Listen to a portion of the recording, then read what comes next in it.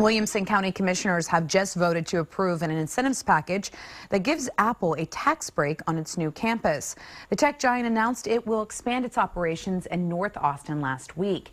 Apple's new $1 billion campus will get 65% of its property taxes back over the next 15 years.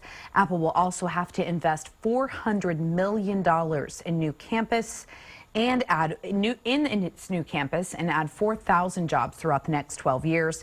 Incoming county judge Bill Gravel says this move could be a big return investment for the county. He says right now, Apple's proposed piece of property only brings in $78 per year in property taxes.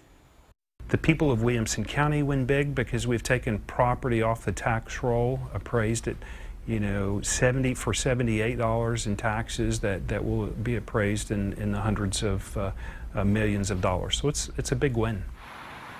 The 133-acre campus will be located near Palmer Lane and McNeil Road.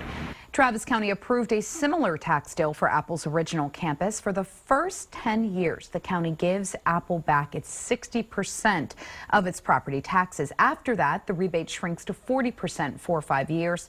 So last year, Apple paid almost $1.5 million in property taxes, but got back more than $1 million from the county. We also contacted the city of Austin, which said it does not have an economic development agreement with Apple for the new campus, but it did for the original. It was estimated to be worth $8.6 million at the time. Apple committed to invest more than $300 million in buildings, machines, and equipment over 30 years, or rather over 10 years.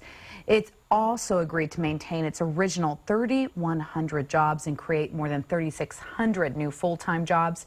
In exchange, the city gives Apple back all of the property taxes it pays on those buildings, machines, and equipment. Our next logical move was to ask the city if the new campus is covered under the original contract and whether Apple would receive city tax rebates on that property as well. The city says no, because it's not considered an improvement, it's a new campus. And because Apple secured these local agreements, it's also receiving millions from the governor's tax enterprise fund. Apple's receiving $25 million for the new campus and $21 million for the original. Both will be paid over about 10 years. All these investments are expected to pay off as long as Apple stays after the agreements end, when it will no longer be receiving tax breaks and grants.